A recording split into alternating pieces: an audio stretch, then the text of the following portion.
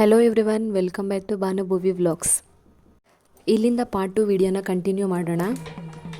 ಇಲ್ಲಿ ಎಲ್ಲ ಮಕ್ಕಳಿಗೂ 21 ಹೆಣ್ಮಕ್ಳಿಗೂ ಕಳಸನ ಹೊರಿಸ್ಕೊಂಡು ಕರ್ಕೊಂಡು ಹೋಗ್ತಾ ಇದ್ದೀವಿ.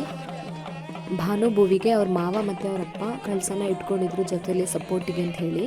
ಇಲ್ಲಿ ವೀರಗಾಸೆ ಕುಣಿತ ಸ್ಟಾರ್ಟ್ ಆಗ್ತಾ ಇದೆ. ಇಲ್ಲಿ ಅವ್ರಿಗೆ ದೇವ್ರು ಕೂಡ ಬರುತ್ತೆ. ಅದು ನಿಜನೋ ಸುಳ್ಳ ಎಷ್ಟು ಅಂತ ನನಗೆ ಗೊತ್ತಿಲ್ಲ, ಆದರೆ ಅಲ್ಲಾಗಿದ್ದನ್ನು ನಾನು ಹೇಳ್ತಿದ್ದೀನಿ ಅಷ್ಟೇ.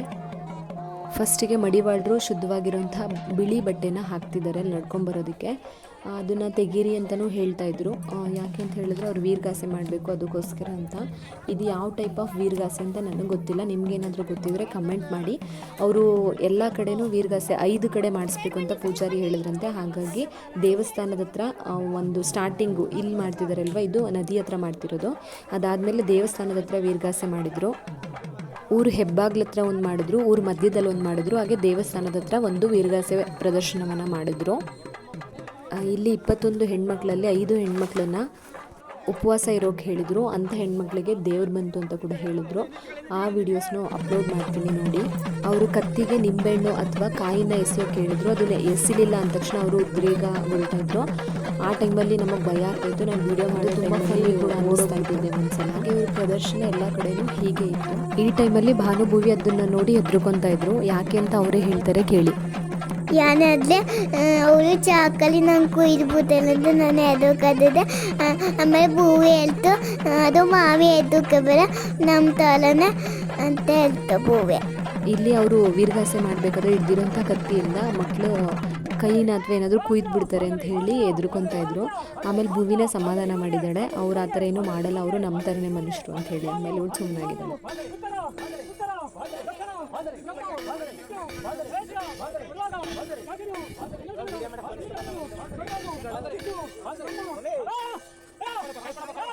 ಇಲ್ಲಿ ಅವರು ಕಾಯಿ ಮತ್ತು ನಿಂಬೆಹಣ್ಣನ್ನು ಕತ್ತಿಗೆ ಕರೆಕ್ಟಾಗಿ ಎಸೆಯೋಕೆ ಹೇಳಿದರು. ಆದರೆ ಇಲ್ಲಿ ಪ್ರಾಪರಾಗಿ ಯಾರೂ ಎಸ್ಕೊಡ್ತಾ ಇರಲಿಲ್ಲ ಪಾಪ ಅವರಿಗೆ. ಸೊ ಹಾಗಾಗಿ ಅವ್ರು ತುಂಬ ಉದ್ರೇಕಗೊಂಡು ಆಮೇಲೆ ಕೊನೆಗೆ ಅವ್ರನ್ನ ಇಟ್ಕೊಂಡ್ರು. ಅವ್ರನ್ನ ಪ್ರತಿ ಸಲ ಸಮಾಧಾನ ಮಾಡಬೇಕಾದ್ರೆ ಅದೇ ಕಾಯಿನ ಚಚ್ಚಿ ಅವ್ರ ತಲೆ ಮೇಲೆ ಎಳ್ನೀರನ್ನ ಹಾಕ್ತಾಯಿದ್ರು. ಆವಾಗ ಅವರು ಸಮಾಧಾನ ಆಗ್ತಾಯಿದ್ರು. ಇಲ್ಲಿ ಭಾನುಭೂವಿ ಇಬ್ಬರೂ ಅವ್ರ ಮಾವ ಮತ್ತು ಅವರಪ್ಪ ಕಳಸ ಇಟ್ಕೊಂಡಿದ್ದಾರೆ. ದೇವಸ್ಥಾನದ ಹತ್ರ ಹೋಗ್ತಾ ಇದ್ದೀವಿ ನದಿಯಿಂದ. ಮತ್ತು ದೇವಸ್ಥಾನದ ಹತ್ರನೂ ವೀರಭದ್ರ ಕುಣಿತ ಇತ್ತು, ಅಲ್ಲೂ ಕೂಡ. ಮತ್ತು ಜೊತೆಗೆ ಮಕ್ಕಳಿಗೆ ದೇವರು ಬರೆಸೋ ಕಾರ್ಯಕ್ರಮನೂ ಇತ್ತು, ಅದನ್ನು ಕೂಡ ಮಾಡಿದರು.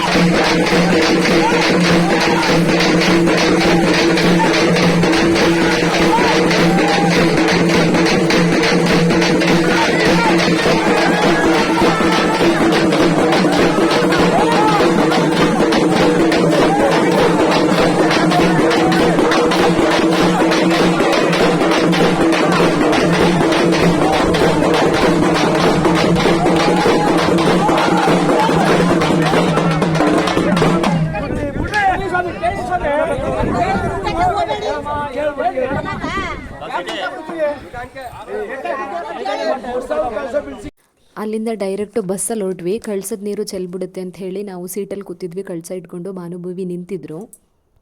ಇಲ್ಲಿ ಭಾನು ಅಮ್ಮನಿಗೆ ಹೇಳ್ತಿದ್ದಾಳೆ, ಇಲ್ಲಿ ಏನು ಕಾನ್ವರ್ಸೇಷನ್ ಹೇಳಿದ್ದಾಳೆ ರೆಕಾರ್ಡ್ ಮಾಡೋದ್ರಲ್ಲಿ ಹಿಂದಿನ ವಿಡಿಯೋದಲ್ಲಿ, ಅದನ್ನೇ ಇಲ್ಲಿ ಅಮ್ಮಂಗೆ ಹೇಳ್ತಿದ್ದಾಳೆ. ಅವರು ನೋಡ್ತಿದ್ರೆ ನಂಗೆ ಭಯ ಆಗ್ತಾಯಿತ್ತು, ಅವ್ರು ಕತ್ತಿಲಿ ಚುಚ್ಚಿಬಿಡ್ತಾರೆ ಅಥವಾ ಕುಯ್ದು ಬಿಡ್ತಾರೆ ಅಂತ ಹೇಳ್ತಿದ್ದಾಳೆ. ಅದಕ್ಕೆ ಅಮ್ಮ ಹೇಳ್ತಿದ್ದಾರೆ, ನೀವೇಗೀಗ ಮಾಮಿ ಆಗಿದ್ದೀರಾ ಹಾಗೆ ಅವರೂ ಮಾಮಿ, ಅವ್ರನ್ನೂ ಏನೂ ಮಾಡಲ್ಲ ಅಂತ ಹೇಳಿ ಸಮಾಧಾನ ಮಾಡ್ತಾ ಇದ್ದಾರೆ. ಇದು ಬಸ್ಸಲ್ಲಿ ಹೋಗ್ತಾ ಮಾಡಿರೋಂತಹ ವಿಡಿಯೋ. ಇಲ್ಲಿ ಬಸ್ಸಲ್ಲಿ ಹೋಗ್ತಿರೋದ್ರಿಂದ ತುಂಬ ಡಿಸ್ಟರ್ಬೆನ್ಸ್ ಇತ್ತು, ಸೊ ಹಾಗಾಗಿ ನಾನು ಇಲ್ಲಿ ಮ್ಯೂಟ್ ಮಾಡಿದ್ದೀನಿ. ಸೊ ಇಲ್ಲಿ ಎಲ್ಲ ಹೆಣ್ಮಕ್ಳುಗಳಿದ್ರು ಮತ್ತು ಕಳಸ ಇಟ್ಕೊಂಡಿರೋರು ಇದ್ದರು. ಇನ್ನು ಉಳಿದವರೆಲ್ಲ ಅವ್ರವ್ರ ವೆಹಿಕಲ್ಸಲ್ಲಿ ಓನ್ ವೆಹಿಕಲ್ಸಲ್ಲಿ ಮನೆಗೆ ಬಂದರು. ಇವಾಗ ಇಲ್ಲಿ ನಾವು ಊರಿನ ಹೆಬ್ಬಾಗ್ಲು ಬಂದು ತಲುಪಿದ್ದೀವಿ. ಇಲ್ಲೂ ಮತ್ತೆ ಪಂಜಿನ ಸೇವೆ ಮಾಡಿದರು, ಹಾಗೆ ಆರತಿನ ಮಾಡಿಕೊಂಡು ಎಲ್ಲ ಮಕ್ಕಳು ಊರೊಳಗೆ ಕರ್ಕೊಂಡ್ರು. ಇದಾದಮೇಲೆ ಊರಿಂದ ದೇವಸ್ಥಾನದವರೆಗೂ ನಡ್ಕೊಂಡೇ ಹೋದ್ವಿ ಎಲ್ಲರೂ. ಮೇಯ್ನ್ ರೋಡಲ್ಲಿ ಹೋಗ್ತಾ ಇರೋದ್ರಿಂದ ತುಂಬ ವೆಹಿಕಲ್ಸ್ ಬರ್ತಾಯಿತ್ತು. ಅದು ಅಲ್ಲದೆ ಎಲ್ಲರೂ ತುಂಬ ಫಾಸ್ಟಾಗಿ ಓಡ್ತಾಯಿದ್ರು. ಚಿಕ್ಕ ಮಕ್ಕಳ ಜೊತೆ ಕರ್ಕೊಂಡು ಹೋಗೋದಂತೂ ತುಂಬಾ ಕಷ್ಟ ಇತ್ತು ಅಲ್ಲಿ.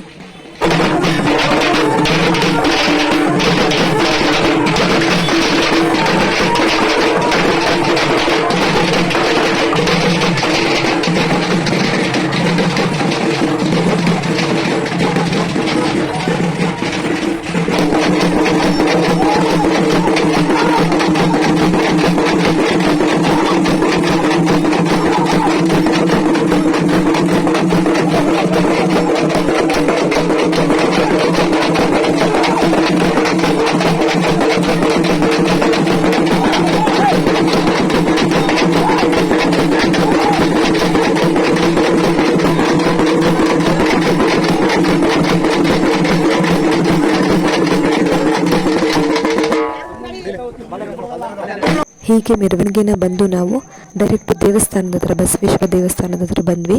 ಅಲ್ಲಿಂದ ಮಾರಿಗುಡಿಗೆ ಬಂದ್ವಿ ಡೈರೆಕ್ಟು. ಸೊ ಅಲ್ಲಿ ಪುರೋಹಿತರಿದ್ದಂಥವರು 21 ಬಿಂದಿಗೆಗಳಲ್ಲೂ ಇರುವಂಥ ನೀರನ್ನು ಒಂದು ಪಾತ್ರೆಗೆ ಹಾಕ್ಕೊಂಡ್ರು. ಇದಾದಮೇಲೆ ಎಲ್ಲರೂ ತಮ್ಮ ಸ್ವಸ್ಥಾನಕ್ಕೆ ತೆರಳಿದ್ರು, ಅಂದರೆ ಅವ್ರ ಮನೆಗೆ ಹೋದರು. ಅದಾದಮೇಲೆ ನಾವು ಒಂದಷ್ಟು ಫೋಟೋ ಶೂಟ್ಸ್ ಎಲ್ಲ ಮುಗಿಸ್ಕೊಂಡು ನಾವು ಮನೆಗೆ ಬಂದ್ವಿ. ಮತ್ತು ನಾನು ನಾಳೆ ಬರೋಕ್ಕಾಗಲ್ಲ, ಯಾವುದೇ ಪೂಜೆಗೂ ಇರೋಕ್ಕಾಗಲ್ಲ, ಡ್ಯೂಟಿ ಇರುತ್ತೆ ಅಂತ ಹೇಳಿ ವಿಡಿಯೋ ಮಾಡ್ಕೊಂಬಿಡೋಣ ಅಂತ ಹೇಳಿ ಮೂಲದೇವರನ್ನ ವಿಡಿಯೋ ಮಾಡ್ಕೊತಾ ಇದ್ದೀನಿ ಇವಾಗ. ಹಾಗೆ ಇದೆ ಇಲ್ಲಿ ಕಾಣಿಸ್ತಾ ಇರುವಂಥ ಬಸವೇಶ್ವರ ದೇವಸ್ಥಾನ. ಇದಕ್ಕೂ ಕೂಡ ಇವಾಗ ಹೊಸದಾಗಿ ಪೇಂಟಿಂಗ್ ಎಲ್ಲ ಮಾಡಿಸಿದ್ದಾರೆ. ಹಾಗೆ ವಿಡಿಯೋದಲ್ಲಿ ಕಾಣಿಸ್ತಾ ಇರುವಂಥ ರೆಡ್ ಟಿ ಶರ್ಟ್ ಹುಡುಗ, ಅವನ ಹೆಸರು ನಂಗೆ ಸರಿ ಗೊತ್ತಿಲ್ಲ. ಅವನು ಸುಮಾರು ವೀಡಿಯೋಸ್ನ ನನಗೆ ಮಾಡಿಕೊಟ್ಟ. ನಾನು ಊರ ಒಳಗಡೆ ಬರಬೇಕಾದ್ರೆ ನೋಡ್ಕೊಂಡು ವೀಡಿಯೋ ಮಾಡೋಕ್ಕಾಗಲ್ಲ ಅಂಥೇಳಿ ಆ ಹುಡುಗನಿಗೆ ಈ ವಿಡಿಯೋ ಮೂಲಕ ತುಂಬ ಥ್ಯಾಂಕ್ಸ್ ಹೇಳ್ತೀನಿ.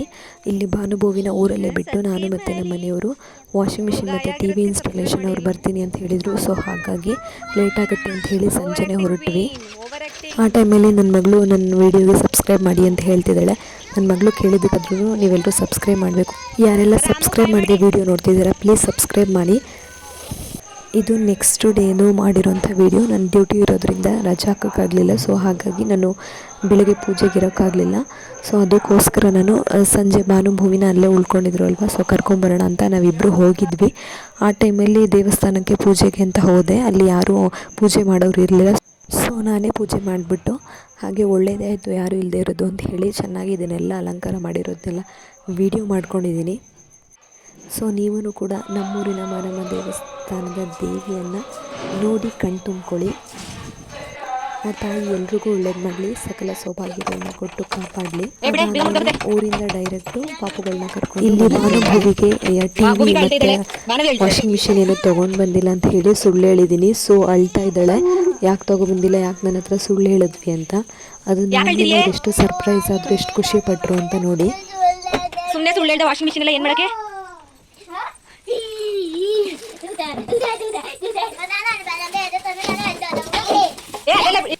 ಚಿನ್ನಿ ನೋಡಿದ್ರೆ ವಾಷಿಂಗ್ ಮಿಷಿನ್ ಟಿವಿ ಒಳಗಡೆ ಇದೆ ನೋಡಿ. ಯಾರೆಲ್ಲ ಸಬ್ಸ್ಕ್ರೈಬ್ ಮಾಡದೆ ವಿಡಿಯೋ ನೋಡ್ತಾ ಇದ್ದೀರಾ ಪ್ಲೀಸ್ ಸಬ್ಸ್ಕ್ರೈಬ್ ಮಾಡಿ, ಸಪೋರ್ಟ್ ಮಾಡಿ.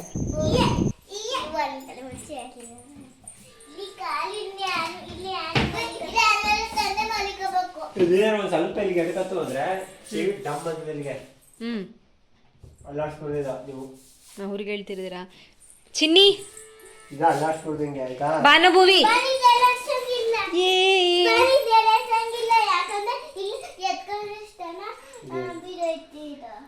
ಚಿನ್ನಿ ಆರ್ ಯು ಹ್ಯಾಪಿ?